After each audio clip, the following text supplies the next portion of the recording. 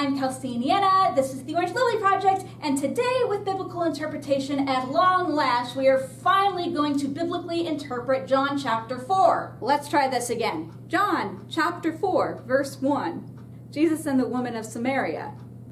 Now, when Jesus learned that the Pharisees had heard that Jesus was making and baptizing more disciples than John, although Jesus himself did not baptize but only his disciples, he left Judea and departed again for Galilee. And he had to pass through Samaria. So he came to a town of Samaria called Sychar, near the field that Jacob had given to his son Joseph. Jacob's well was there. So Jesus, wearied as he was from his journey, was sitting beside the well. It was about the 6th hour. Pause. So, we know that Jesus was just in Jerusalem celebrating the Passover like every upstanding Jewish man. And while there, he's had his conversation with Nicodemus. And now he's gone baptizing and he needs to go north. So we're going to take a quick zoom in. Jerusalem. Let's suppose Salim was over here. Again, we're not entirely sure now. But he has to get up to here. And most upstanding Jews disliked Samaritans so much that they would go around the Samaritan towns so as to not even go through them, to not have to interact with them. So he stops just outside the town of Sychar, which now is thought to be modern-day Shechem. And he's seated just by Jacob's well. And it says, interestingly, that it's about the 6th hour, and he was tired, he was wearied. We are often used to thinking about Jesus, the Son of God, who is, God the Son, who is all-powerful, but he was also a mortal man. He got hungry, he got tired, and the other disciples seem to not be. And so they leave him at the well, and they go into town to find some food that they can eat, not being sold by Samaritans specifically because they can't even eat the same foods as them. They can't touch the same things as them because ritualistically they would become dirty. But so Jesus is sitting there at the well at the 6th hour, which back then would have been high noon, when most people wouldn't have been there. Most people are off making or having their lunches. Verse 7. A woman from Samaria came to draw water. Jesus said to her, "Give me a drink," for his disciples had gone away into the city to buy food. The Samaritan woman said to him, "How is it that you, a Jew, ask for a drink from me, a woman of Samaria? For Jews have no dealings with Samaritans." Pause. Time to talk about the genders. So, Jesus is a man. The woman from Samaria, not specifically the town of Samaria, but the region of Samaria, she is clearly a woman. Professor Bailey did an awful lot of time in the Middle East interviewing people and understanding the culture more, and when he told the story to a number of Middle Eastern women, their immediate reaction was that she was a bad woman. She should be home making lunch for the family. She should be home. She should not be there alone. Only a bad woman with a bad reputation or a promiscuous sex life would be going to the well at this time, because water was usually a social event and it was done earlier in the morning. You needed water throughout the day to do your cleaning, to do your cooking and your washing and your what have you. You needed the water at the beginning of the day and when it wasn't so hot. And so the women together would go to the well because there's safety in numbers, it's not so hot, and you can chat with your friends before you have to go do your chores. It was a social time. But this woman has gone hours after the ordinary time with no traveling buddy, and it's during a time when everybody else is being a good wife, mother, daughter, sister, what have you, and she is not. And so Middle Eastern people would read this and understand something that we wouldn't. And there were certain protocols about what you did and you did not do with someone of the opposite gender. Most specifically, you didn't talk to one another in public. And it didn't matter if there was anyone around or not. Technically, the well is public. Only Jesus and the woman are there, but it's still a public place. And protocol would have dictated that when Jesus saw her coming, he would have taken several paces back away from the well so she could be alone with the water. So she wouldn't have to worry about him trying to get a something something, and he wouldn't have to worry about her tempting him to get a something something. And that's just the gender rules. Jesus, remember, is a Jewish rabbi. He would have dressed that certain way. The Samaritans would have recognized the clothes, and she would have automatically known that he would want to have nothing to do with her. And so she's coming up the hill and she sees him there, but he's not moving away from the well. He's still seated on it. And then not only does he speak to her in public and alone, but the thing he says to her is such a strange concept. He says, "Woman, give me a drink." Remember, the Samaritans were considered to be so dirty that you didn't walk through your town if you could. You absolutely would never share food. You would not drink from the same cup as them. That would ritualistically make you dirty from the get-go. And so the woman is accurate in her disbelief, saying, "You're a Jew and you're asking me, a Samaritan, for a drink? Seriously? Honestly, what is going on here?" And so at the time, because all of these gender and cultural norms have suddenly been broken, it wouldn't be unthinkable for the woman to wonder if this rabbinic Jew is trying to get a little fresh with her or something. And so already she's being kind of defensive, which would have made a lot of sense. A really cool and frankly fun thing of note is, well, so this part isn't fun. Whatever a Samaritan touched was considered defiled, and a Jew wouldn't touch it. And so they wouldn't share foods, they wouldn't share drinks, and so Jesus saying, "Give me a drink," was, holy cow, are you kidding? You wouldn't do that because I'm dirty, I touched the cup, it's dirty, and that means you're dirty. And throughout this conversation, Jesus is sitting at the well that the Samaritans are routinely using, and one could easily wonder if the well itself would have been considered dirty. But remember, Jesus, he is man, but he is God. He is God's son. He is the Christ, the Messiah, he washes away all the sins. And throughout this conversation, he is purifying the well and this woman and the town where these people are considered so dirty, they will defile anything they touch. Jesus is the opposite. Actually, you can't make me dirty. I am so clean and so holy. You coming into contact with me, it doesn't change me. It changes you. Verse 10. Jesus answered her, "If you knew the gift of God and who it is that is saying to you, 'Give me a drink,' you would have asked him, and he would have given you living water." The woman said to him, "Sir, you have nothing to draw water with, and the well is deep. Where do you get that living water? Are you greater than our father Jacob? He gave us the well and drank from it himself, as did his sons and his livestock." Pause. Remember, the Jews and Samaritans originated from the same patriarchs, Abraham, Isaac, Jacob, and both of them took that very seriously and cherished it. And while the Jews saw the Samaritans as half-breeds, the Samaritans took great offense at that for some reason. They didn't like being referred to as half-breeds. But they did not see themselves as so different from the Jews, and so they took the holier than thou from the Jews very personally and defensively. And so this woman is asking this rabbi who has come to a well with no water and is talking to her, "Oh woman, alone in public," and he's saying that I have water that you don't. It makes sense that she's being all, whoa, whoa, whoa, whoa. Who are you to say you can do these things when you don't even have a bucket, you idiot? And are you better than our father Jacob? She's trying to put him on the same level, even though as a woman she wouldn't have been able to, and culturally she knew that a Jew wouldn't have put them on the same level. So it's possible she's trying to antagonize him or put him in his place. There's a lot of things going on here that could be happening or not happening. The point is, this is not yet a friendly conversation. Verse 13. Jesus said to her, "Everyone who drinks of this water will be thirsty again, but whoever drinks of the water that I will give him will never be thirsty again. The water that I will give him will become in him a spring of water welling up to eternal life."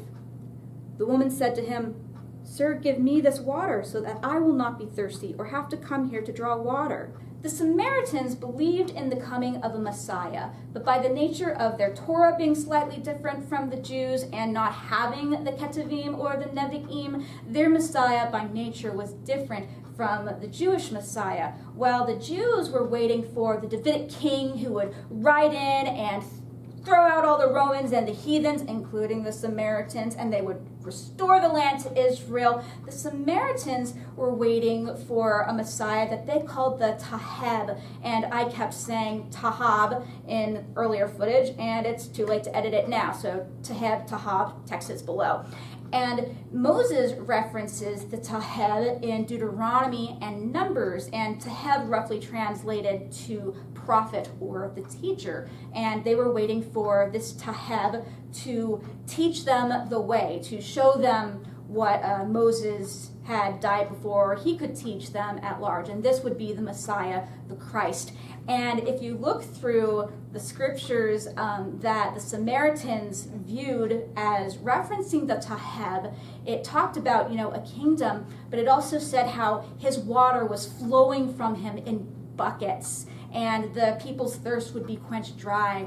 And it's quenched. And it's really, really cool knowing that and considering where they are. Jesus is already alluding to this woman who he is. He says, I've got a water that will make you never thirsty. And she would have grown up before she was rejected by the town. She would have grown up hearing about the Taheb, whose water gushed out in buckets. And Jesus is saying, yeah, I agree. I don't have a bucket per se, but I am flowing with this water. And that's probably, subliminally going in there. And so finally, when she says, we are waiting for the Messiah, the Christ, and Jesus says, that Christ, that Messiah, I am he, that's me, there would have almost certainly have been a moment where the entire conversation is going in our head, and it just went, living water, flowing out in buckets. Holy cow! Verse 16. Jesus said to her, go, call your husband and come here. The woman answered him, I have no husband.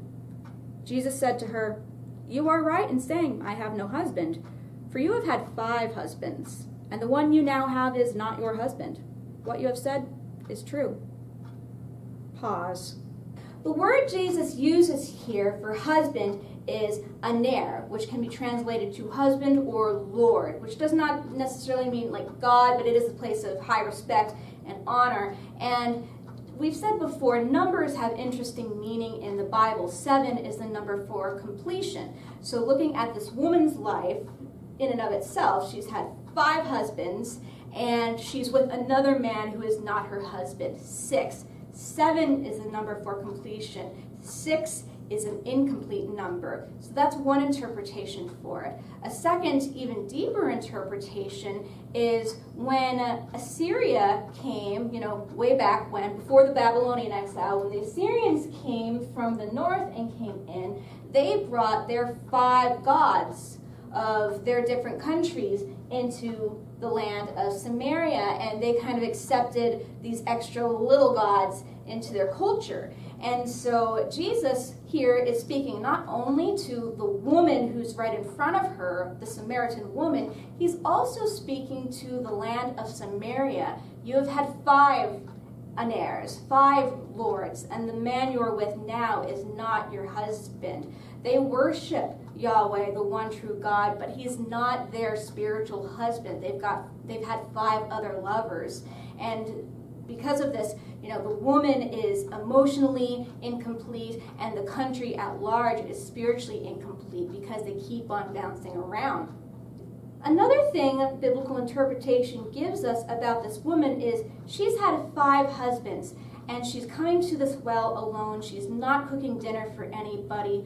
One of the things we can absolutely say about this woman is she's barren. She doesn't have any kids, and with 5 husbands and a lover, at least one more lover, it's not for lack of trying. Throughout the Bible, to be barren was seen as a curse, and it was one of the greatest shames of a woman to not be able to bear children, to continue on the family. There was no one to take care of, no one to nurture, and we see throughout the Old Testament the lengths a woman would go to have a kid, down to giving their handmaidens to their husbands to impregnate them, to have children on their behalf, and they would kind of adopt them. You would do desperate things to have children, and five husbands and a lover later, she has nobody. Because if you were barren, it was considered to be a fault on your part, and the other women would have considered her bad luck, and they wouldn't want to mix company with her. Verse 19. The woman said to him, "Sir, I perceive that you're a prophet.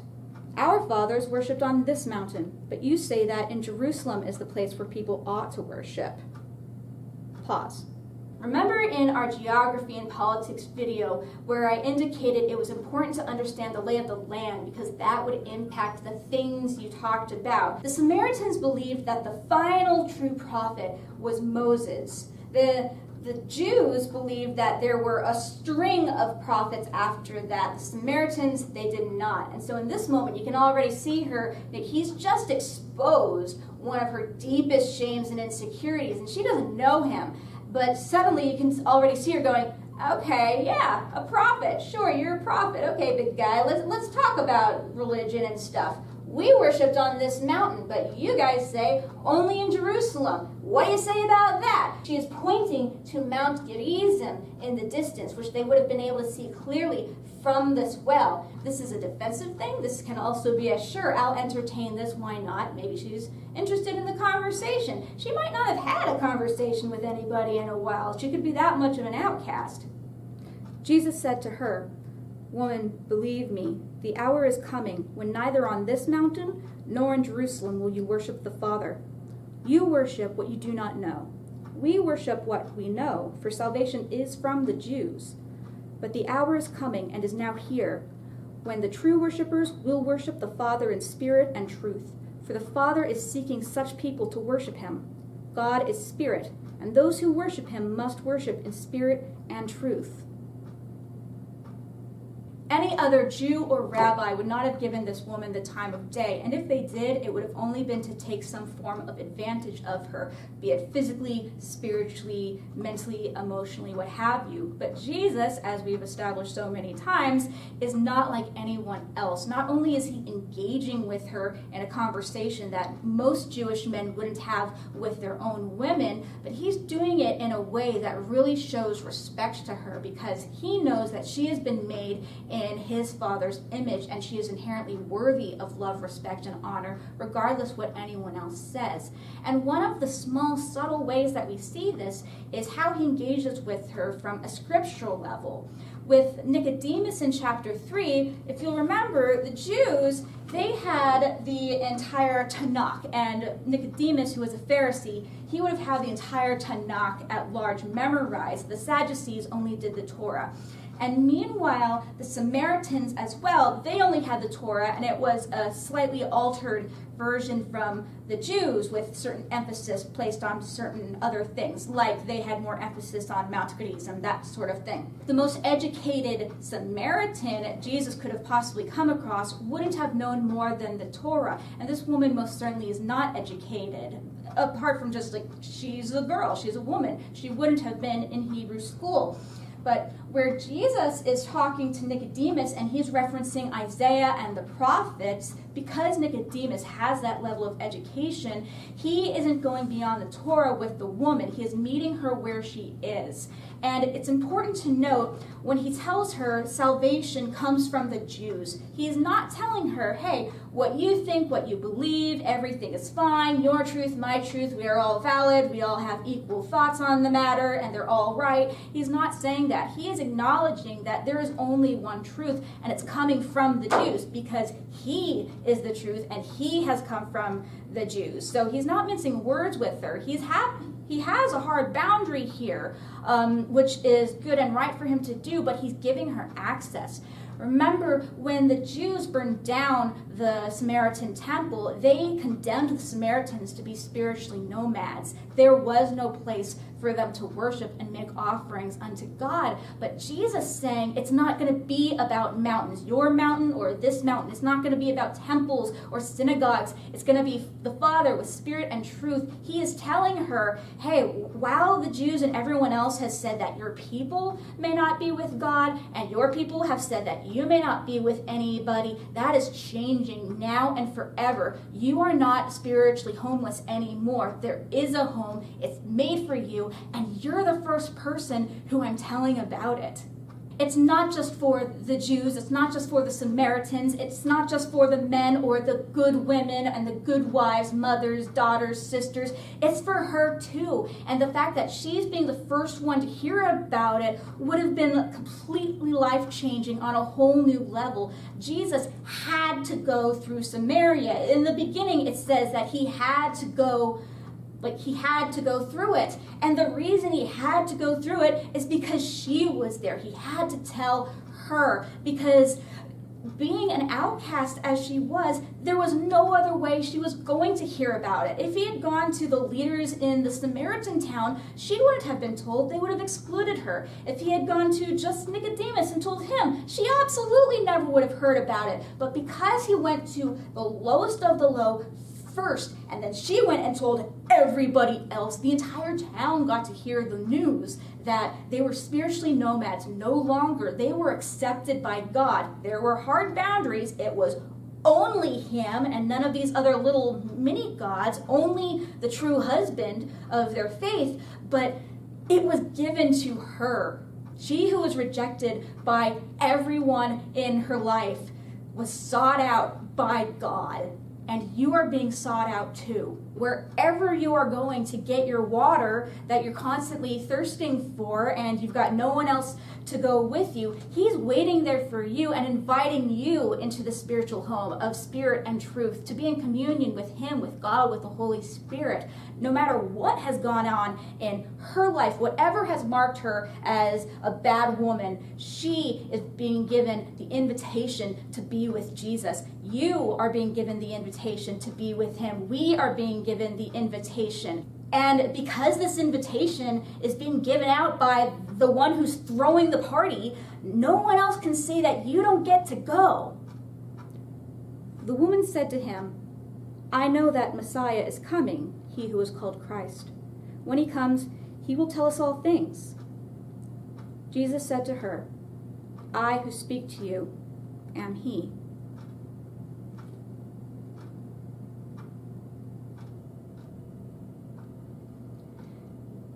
This is the first time in the Gospel of John that Jesus identifies himself as the Christ. Notice how we checked in chapter 3, he's speaking to Nicodemus, a ruler of the Jews, a Pharisee, who is blatantly asking, what is going on? Who are you? And Jesus isn't telling him. He's not telling somebody who, if he believed, could tell all of the Jews. Instead of telling one of the top people, he has gone to the outskirts of one of the most despised places of the Jews. He's going at a time where nobody but someone who had to go get water at that time, and he's telling the truth to arguably the lowest of the lowest of the low. Not only is she a Samaritan, which makes the Jews hate her, but she's a bad woman, which makes all of Samaria hate her as well. And he had to go through Samaria. He was in a hurry. He had to get where he was going. And where he was going was the well. He was going there to meet her. He's going to Galilee, but this was one of the important missions that he was on. He had to speak to her. And in doing this, speaking to their lowest of the low, biblically interpreting and systematic theology speaking, we can infer that one of the things we're supposed to understand here is he's giving the gospel to our lowest of the low. Think of the one person you never want to have anything to do with, and you've got a laundry list of reasons why, and it's all their fault. Jesus is waiting at a well for them to give the good news to them, that the Taheb, the Messiah, the Davidic king, the Christ, the person who will make all things good and will save them from whatever on earth is going on in their lives, he's waiting for them, and he offers to them this fount of living water. He's telling this woman, you have had all these lovers. He's telling the Samaritans, you've had all these gods, and none of it has ever been enough. I am the thing that you're looking for. I am the water. You're coming here because you're physically thirsty, and you're going to all these men because you're physically and emotionally hungry. But the thing that you really need, the thing that you actually want, is the spiritual God who can fulfill all of these hungers, and it's me. And I've gone out of my way. I've gone where most Jews go this way. I have gone out of my way, dragging my 12 students behind me, complaining the entire time, and I've waited here at the heat of the day, one of the most uncomfortable times of the day, and left them. I sent them ahead of me so you wouldn't get scared of coming, and I'm waiting for you. You are the person. You are the first person I'm going to tell who I am. It is so important that you know that I am the thing you've been looking for. I am the thirst that will never go out once you drink of me. This invitation that Jesus has sought this woman out to give her, he is inviting her back into this eternal timeline where she and her people were left here and she's been kicked out effectively. He's inviting her back and saying, hey, there's something so much more amazing coming, and you are invited, you are being asked to join in on this. 27. Just then his disciples came back. They marveled that he was talking with a woman, but no one said, "What do you seek?" or "Why are you talking with her?" So the woman left her water jar and went away into town and said to the people, "Come, see a man who told me all that I ever did. Can this be the Christ?" They went out of the town and were coming to him. Meanwhile, the disciples were urging him, saying, "Rabbi, eat." But he said to them, "I have food to eat that you do not know about." So the disciples said to one another, "Has anyone brought him something to eat?" In this moment, I like to imagine that the disciples are freaking out, wondering if Jesus not only spoke to this woman, but also ate something of hers. On the topic of comparing and contrasting men, women, Jews, Samaritans, I want us to take a moment and compare John 4 to John chapter 3, when Nicodemus is talking to Jesus versus Jesus talking to the Samaritan woman. Nicodemus, he's a Pharisee. He's a teacher of the law. He is respected and revered by all of the people, and yet he is afraid of what the people will say or think of him if they found out that he believes that Jesus is from God. And so he meets him in the dead of night in secret, so no one can ever know of this meeting. And for the sake of poetic justice, let's say it's at midnight, because at 12 o'clock noon, at the heat of the day, when the day is at its brightest, Jesus is publicly, there's no one around, but it's in a public place, Jesus is publicly seeking out the woman. He's waiting for her, and she has no idea that her life is about to be changed eternally for the better. She, unlike Nicodemus, who is at the height of the food chain with all of his people, she's at the bottom of the food chain with all of the people, to such an extent she can't even get anyone to be her traveling buddy as she goes out by herself to get water. So they can't be more opposite if you possibly tried. With all of his amazing education, Nicodemus isn't really sure what he thinks about this man who clearly comes from God, but he can't figure out who he actually is. With all of his education, with all of his years of intense study and teaching and learning, he doesn't know what to make of Jesus. He keeps the meeting secret because he's afraid of what other people will say about him. Meanwhile, this woman who would have been uneducated, on the outskirts of every social everything, who knows if she would have been allowed to worship in the synagogue. She is as uneducated as one could get. She has an encounter with Jesus, and immediately afterwards is able to go to her entire town and say, "This man told me all that I ever did. Could he be the Christ? Could he be the Tahab? Could he be this person that we've been waiting for?" Her little education, she knows there's a Tahab, a Messiah, a teacher. And just based on this conversation Jesus has had with her, that she did not seek it out, he was waiting for her. Just based on this short encounter, she's able to realize, this is who we've been waiting for. I believe, and I gotta tell everybody. 34. Jesus said to them, My food is to do the will of him who sent me and to accomplish his work. Do you not say, there are yet 4 months, then comes the harvest? Look, I tell you, lift up your eyes and see that the fields are white for harvest. Already the one who reaps is receiving wages and gathering fruit for eternal life, so that sower and reaper may rejoice together. For here the saying holds true, one sows and another reaps. I sent you to reap that for which you did not labor. Others have labored, and you have entered into that labor. Pause. Now, one of the reasons I wanted us to look at the festivals, apart from it just being really, really fun, is because in addition to telling their story, it also gives us an insight into their harvest cycle. So in John chapter 2, we see that Jesus is in Jerusalem celebrating the Passover, and he has that nighttime conversation with Nicodemus, and he goes to Salim, wherever that is, and is baptizing for a short period of time, after which he promptly starts going through Samaria.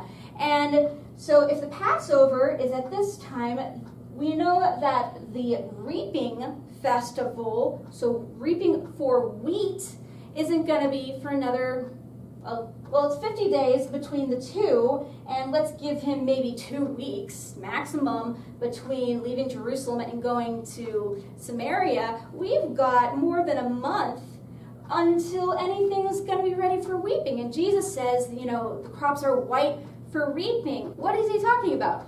Well, Middle Eastern people needed to protect their heads from the sun.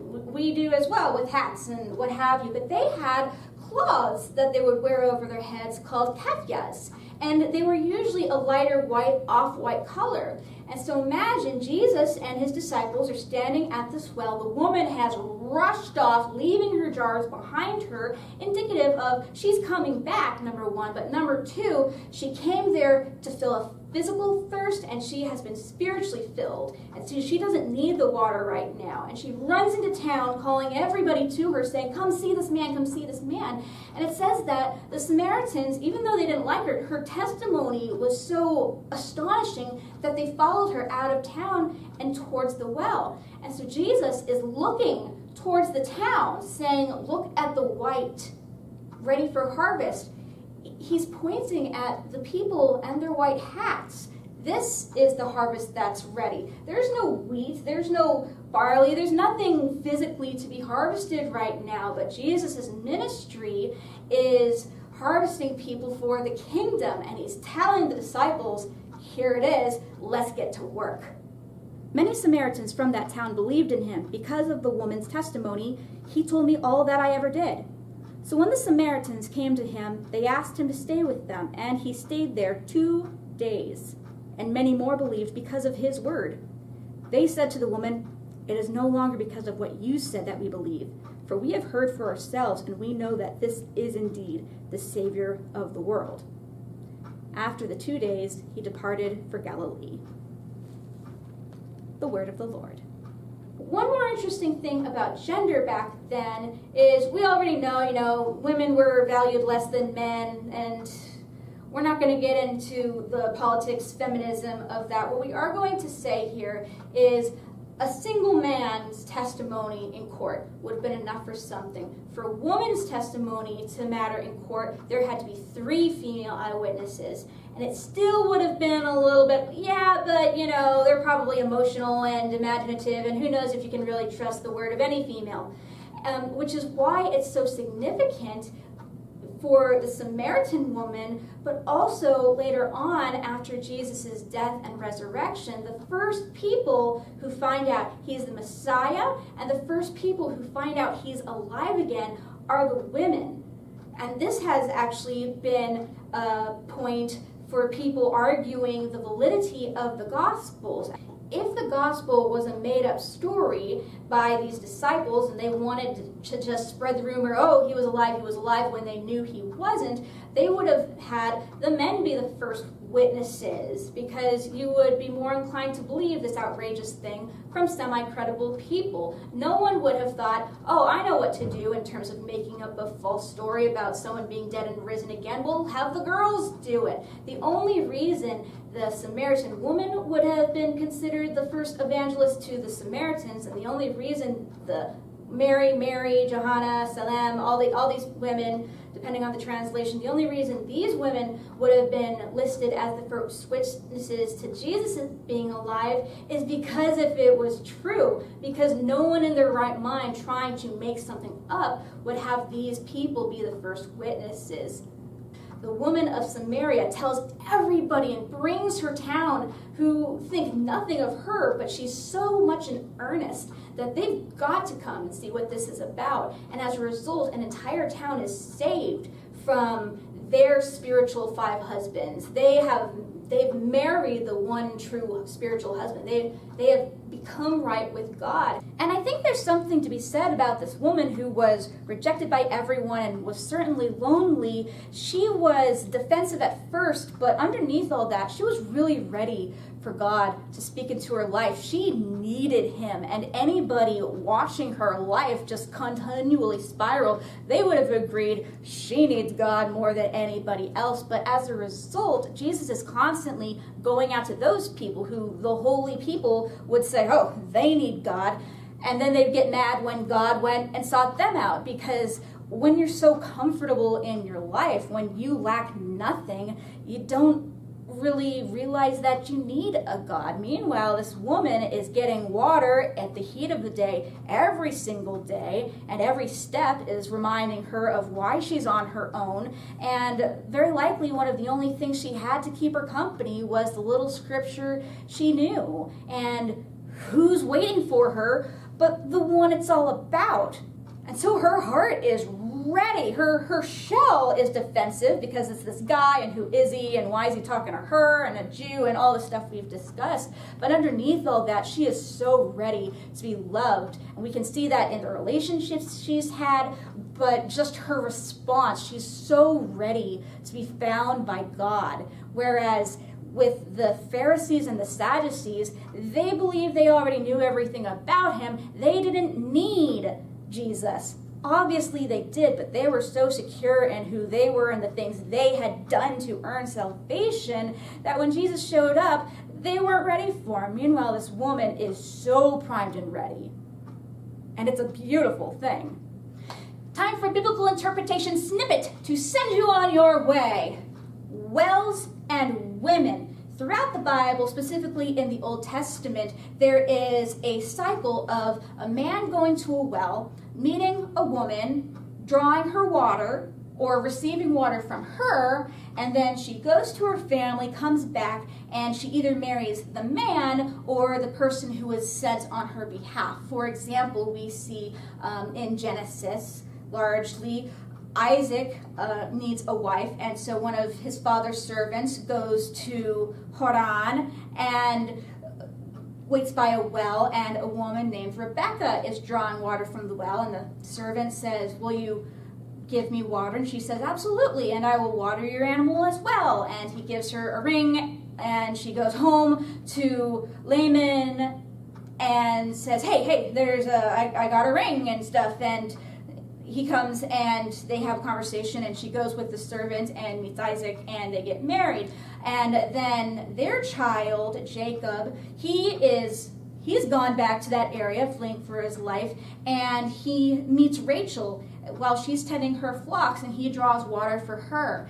And then Moses, when he has run from Egypt, he's not a prophet yet, but he's run for only his life, and he's run out into the wilderness. He comes across a tribe and meets, I think her name is Zipporah, and the women aren't able to draw the water themselves. There's these guys, and they're giving them problems, and he defends her and the other women, and he helps draw water for her and the flocks. And then she goes to her father and says, hey, there's this guy who he got water for me, the other girls, and the flocks. Come meet him. And Moses marries Zipporah. And so remember, all that is in Genesis and Exodus, which would have been in the Torah, that the Samaritan woman would have also known.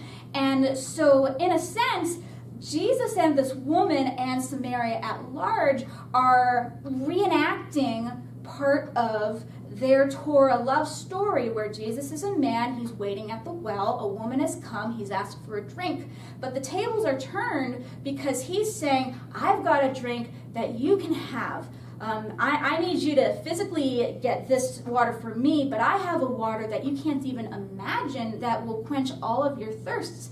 And she runs to the town, her family, and brings them back. And Jesus and this woman do not get married. He died a single man and rose a single man. The Samaritans, being saved through the faith, they become part of the future church, who is Christ's bride. And so we see that being, foreshadowed, if you will, in Genesis and Exodus. And then in John chapter 4, we see the wedding again, not actual, I do, let's get married and start a family, but Christ and the church, his bride.